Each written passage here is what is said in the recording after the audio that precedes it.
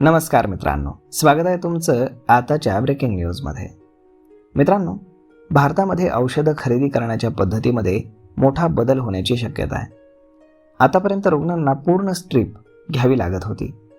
डॉक्टरांनी गोळ्या कमी लिहून दिल्या असल्या तरी रुग्णांना पूर्ण गोळ्या घ्याव्या लागत होत्या. पण आता भारताचं औषध नियंत्रक महासंचालनालय सुट्या किंवा कापलेल्या स्ट्रीपमधून आवश्यक गोळ्या विकण्याचा नियम आणण्याच्या तयारीमध्ये आहे. सध्या अनेक औषधं ही 10 किंवा 15 गोळ्यांच्या स्ट्रीपमध्ये उपलब्ध असतात, परंतु डॉक्टरांनी फक्त 5 गोळ्या लिहून दिल्या तरी रुग्णांना मात्र पूर्ण स्ट्रीप खरेदी करावी लागते. यामुळे अनावश्यक खर्च वाढतो आणि उरलेली औषधं देखील विनाकारण वाया जातात.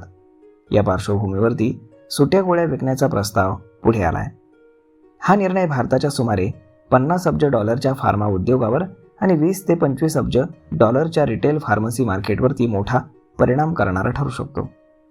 रुग्णांच्या तक्रारी वाढल्यामुळे सरकारनं हा बदल करण्याचा विचार केलेला आहे. अनेक रुग्णांना फार्मसी पूर्ण स्ट्रीप घेण्याचा आग्रह करते अशा अनेक तक्रारी येत होत्या. मात्र या निर्णयामुळे काही गंभीर प्रश्न देखील निर्माण होत आहेत.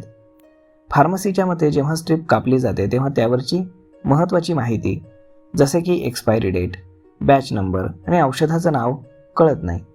यामुळे रुग्णांच्या सुरक्षिततेवरती देखील परिणाम होण्याची शक्यता आहे.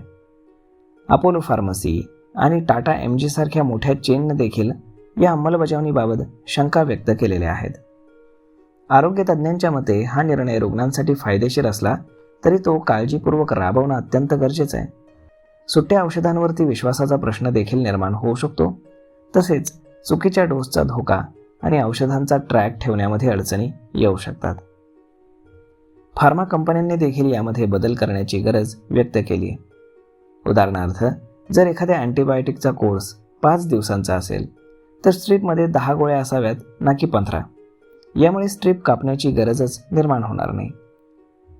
तर मग उरलेली औषधं फेकली गेल्यासही पर्यावरणावरती मोठा विपरीत परिणाम होतो. तसेच अँटीबायोटिक्सचा चुकीचा वापर झाल्यास आरोग्याचा देखील प्रश्न निर्माण होण्याची शक्यता असते. आणि म्हणूनच तज्ज्ञ पातळीवरती एक्सपायर्ड औषध गोळा करून नष्ट करण्याची मागणी करत आहेत. रुग्णांना अनावश्यक खर्चातून दिलासा देणारा हा निर्णय असला तरी त्याची अंमलबजावणी मात्र अत्यंत काळजीपूर्वक करावी लागणार आहे. सुट्या गोळ्या विक्रीचा नियम लागू झाला तर भारतातील औषध विक्रीची पूर्ण पद्धतच बदलू शकते. पण त्यासाठी आता सरकार, फार्मसीज आणि कंपन्यांनी एकत्रितपणे येऊन काम करणं आवश्यक आहे. तर मग पाहूयात पुढे काय होतं ते. परंतु तुम्हाला सरकारचा हा नवीन नियम, ही माहिती कशी वाटली हे तुम्ही आम्हाला कमेंट करून नक्कीच सांगा. आणि जर आवडली असेल तर आपल्या जवळच्या मित्रमंडळींसोबत देखील हा व्हिडिओ तुम्ही शेअर करायला विसरू नका. धन्यवाद.